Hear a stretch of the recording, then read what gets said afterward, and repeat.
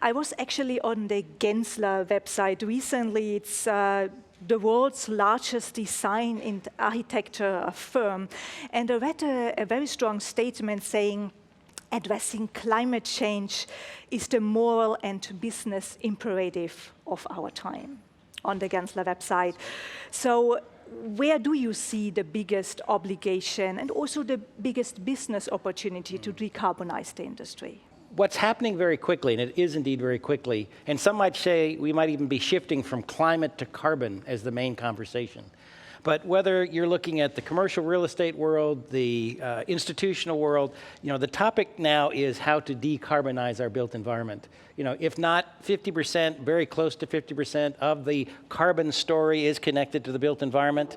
It is the operational energy. It is the embodied energy. It's also biodiversity. We mustn't pave over paradise, looking at potential sequestration and rejuvenation of biodiversity. And it's also, of course, about transit. I come from Houston, Texas, where we drive and we drive and we drive just to get to work. So, the real advance in the design community is threefold. We're a part of a process. We specify products. They're not what we buy. Our contractor, our partner buys it.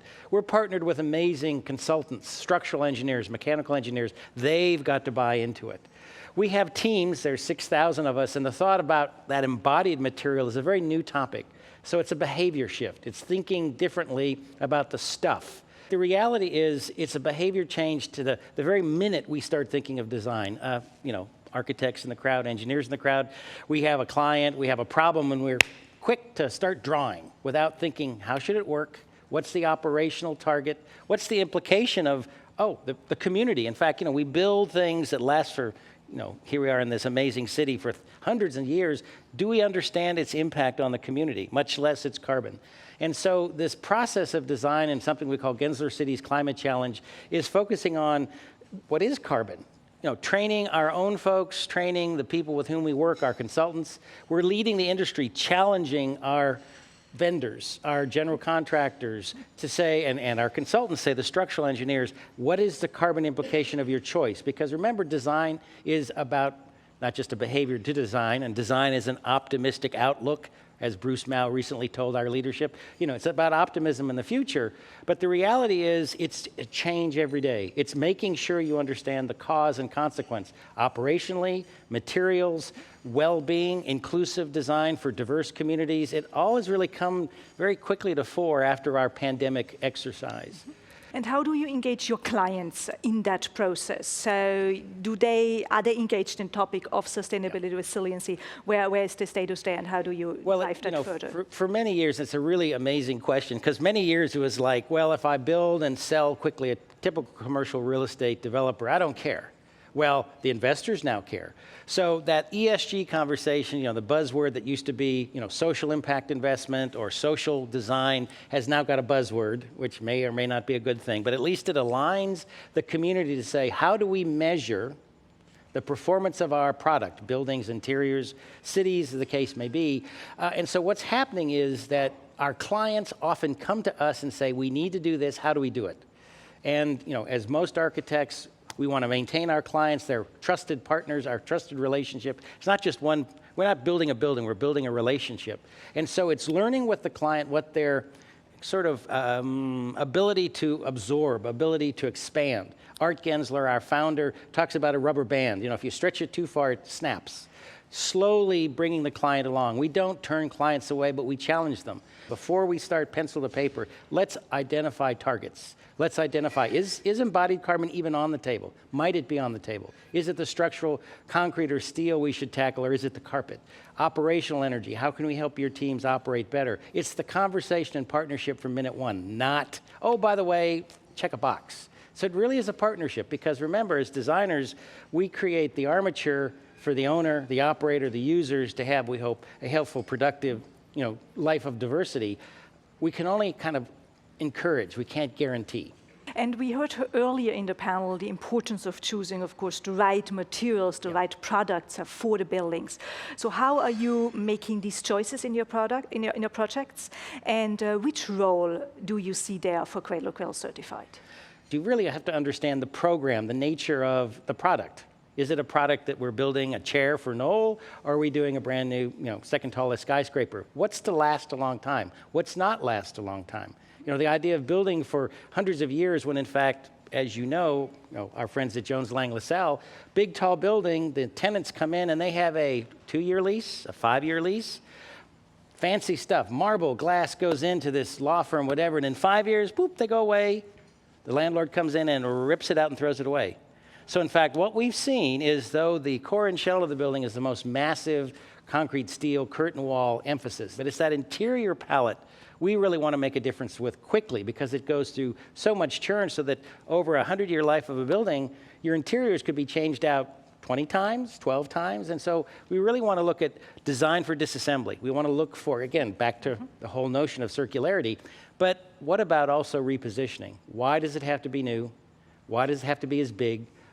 Can you use less? So in some ways, it's about not new stuff at all. It's about trying to make use of, once again, here we are in Amsterdam, amazing, the context. What can we do without starting from scratch? And very important concept also included, of course, in the cradle-to-cradle thinking in our standard.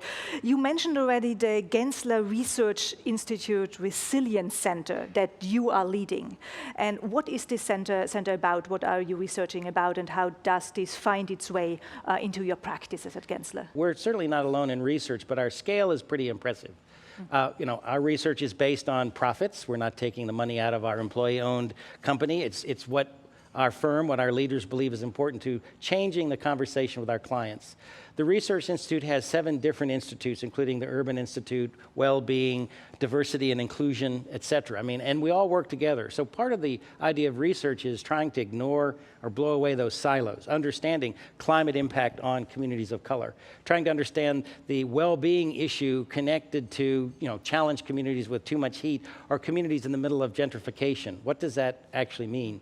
We sponsor well over 50 research grants a year, and it's focusing on top-of-line questions that come from our practice, not something esoteric, but literally somebody sees a better way to create a learning space for a community of color, or looking at diverse communities as it relates to sea level rise, or understanding drone technology to create better modeling for failure of building envelope. The advantage to our research protocol is we publish everything. None of it is quote-unquote proprietary. It goes immediately at the end of the year on our website, Gensler.com, go to research. And we spoke a lot today about also next generation, the future orientation, and you are serving as long-term faculty member at Rives University and the University of Houston. Yes. So how do you prepare the next generation of designers and architects for the opportunity and also for their responsibility? Those who are perhaps trained as architects, as designers, or and become professionals, or simply trained and then become our clients. The idea is to understand the built environment, how long it lasts. It's not something that gets done and then you walk away, I'm done. No, that's there for the community, for the owner to have for hundreds of years. And at Rice, which is a smaller private university, I have mostly non-architects. So I'm actually teaching the clients, or I'm teaching the future economists. It's an amazing group who all collaborate, by the way, around sustainable design in the built environment. And so the idea is to think long, to recognize cause and consequence. And, if anyone's familiar with typical, design education, it's often a single person doing things, the Frank Lloyd Wright of the world.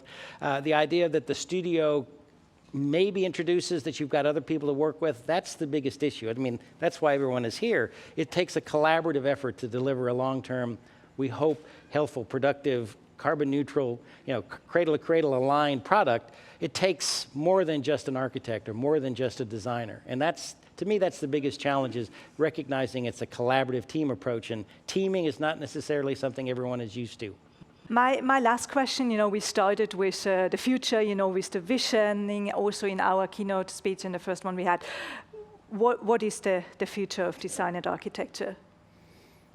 I just came from Southern California all the way to Amsterdam with our principals, 350 or 300 plus or minus of our leaders globally across Gensler. And that's the question that we spend a lot of time asking regularly. One of the important things about the future, we think, is design is the key to that future.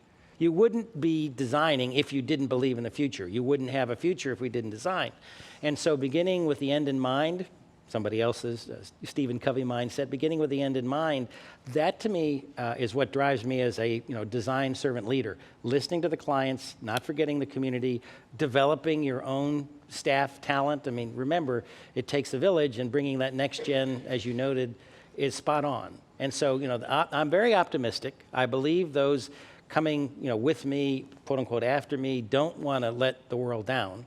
Our designers, as well as many of our clients, their young staff want to make a difference, as opposed to apathy. Don't bother with me. I've got my, dog and whatever at home. I can ignore the world. The connection, the connectivity, why people are here, is really where the optimism comes. Great.